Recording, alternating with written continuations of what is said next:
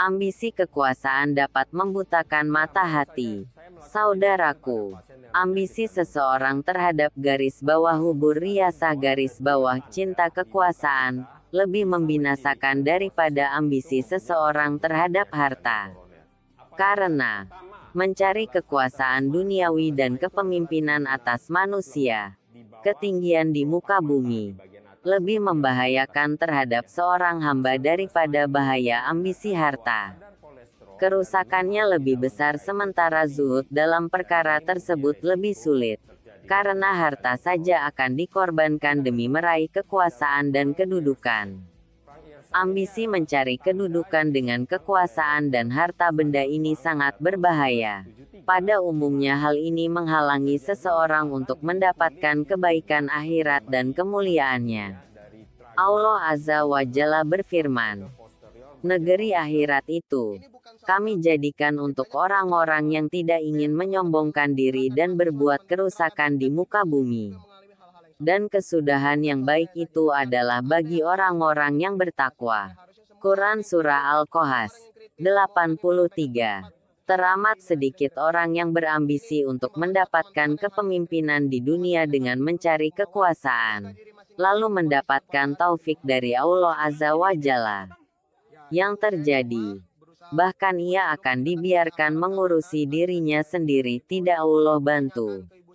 Sebagaimana Nabi katakan kepada Abdurrahman bin Samurah, wahai Abdurrahman, janganlah kamu meminta kepemimpinan. Karena jika engkau diberinya karena engkau mencarinya, engkau akan dibiarkan mengurusi sendiri, tidak Allah bantu. Tetapi jika engkau diberinya tanpa mencarinya, maka engkau akan dibantu Allah dalam mengurusinya. Sahih. Hadis riwayat Al-Bukhari dan Muslim. Saudaraku, sebagian ulama mengatakan, tidaklah seseorang berambisi kepada kepemimpinan lalu ia bisa berbuat adil dalam kepemimpinannya.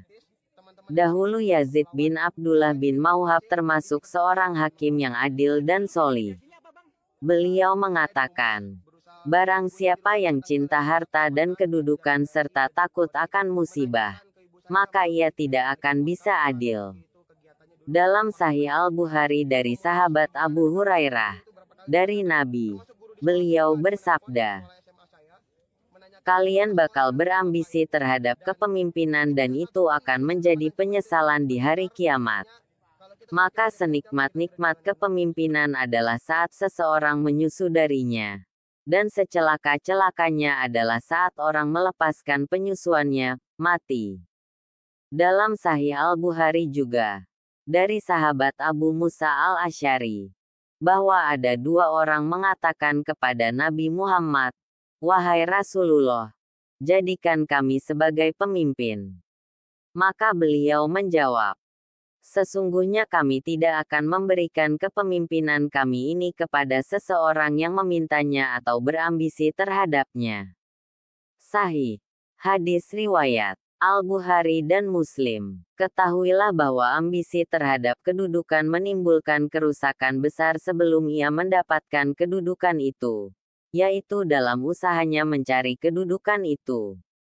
Demikian juga setelahnya, yaitu dengan ambisinya yang besar di mana terjatuh di dalamnya para pemilik kekuasaan berupa kezaliman, kesombongan, dan kerusakan-kerusakan lainnya. Saudaraku, Abu Bakar Al-Ajuri telah membuat sebuah karya beliau termasuk ulama Rabbani pada awal abad ke-4 dalam bab akhlak dan adab para ulama.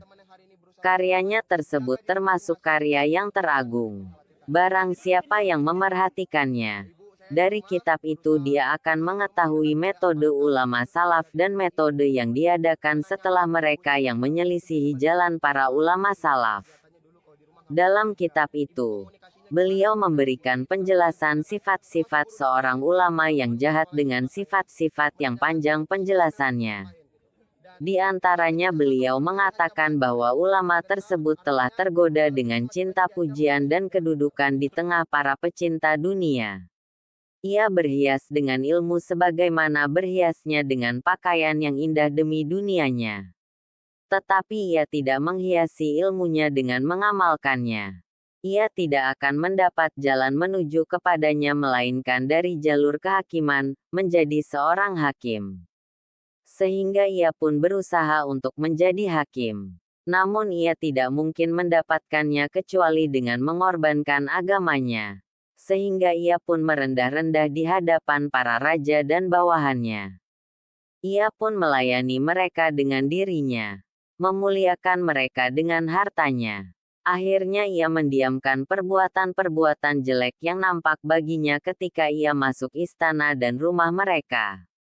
Sehingga hal-hal jelek yang mereka lakukan nampak baik.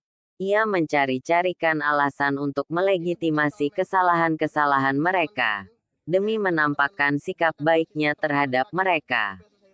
Ketika ia berbuat demikian dalam waktu yang cukup lama dan kehancuran telah menguat pada dirinya, mereka pun mengangkatnya sebagai hakim.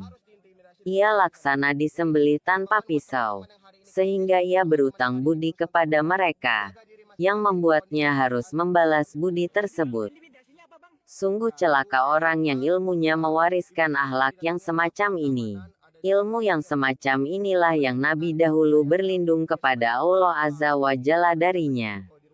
Beliau juga memerintahkan agar seseorang minta perlindungan darinya. Nabi bersabda, sekeras-kerasnya manusia siksaannya pada hari kiamat adalah seorang yang berilmu tapi ilmunya tidak bermanfaat untuknya.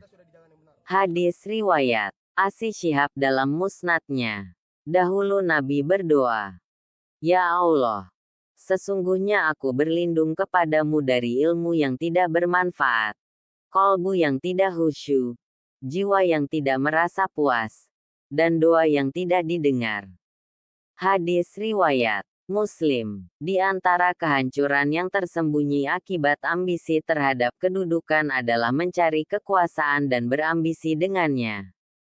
Perkara ini lebih sulit dan lebih berbahaya dari sekadar perbuatan zalim. Lebih parah dan lebih pahit dari kesyirikan.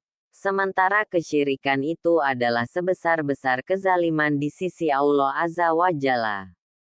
Di antara bentuk ambisi kekuasaan ini adalah seorang yang cinta kedudukan dan kekuasaan. Merasa suka untuk dipuji karena perbuatan-perbuatannya. Disanjung karenanya. Dan meminta atau membuat orang memujinya, serta menyakiti orang yang tidak mau menyambutnya. Padahal bisa jadi perbuatannya tersebut lebih pantas untuk dicela daripada dipuji.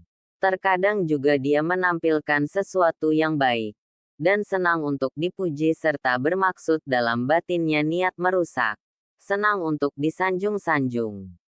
Ini masuk dalam firman Allah Azza wa Jalla.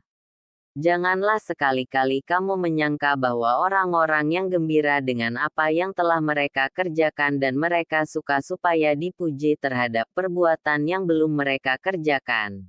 Janganlah kamu menyangka bahwa mereka terlepas dari siksa. Dan bagi mereka siksa yang pedih. Quran Surat Ali Imran 188. Begitulah indahnya kekuasaan. Kemanisannya mampu membutakan mata hati setiap orang yang berlomba ingin meraihnya. Apapun rela dikorbankan demi meraih kekuasaan. Tak peduli berapapun jumlah uang yang harus dikeluarkan. Tak perlu jalan yang benar atau buruk yang harus ditempuh, yang terpenting adalah berkuasa. Semoga Allah Azza wa Jalla mengaruniakan hidayahnya kepada kita, sehingga kita tetap istiqomah senantiasa memegang setiap amanah yang diberikan dengan bertanggung jawab untuk meraih ridhanya. Amin ya Rab. Garis bawah wallahu alam bisawab garis bawah. Menanyakan dulu pas sekolah Melki itu ngapain dan tapi tidak satupun dari ancaman-ancaman itu yang membuat kita gentar. Artinya kalau kita semakin banyak diancam, kita sudah di jalan yang benar.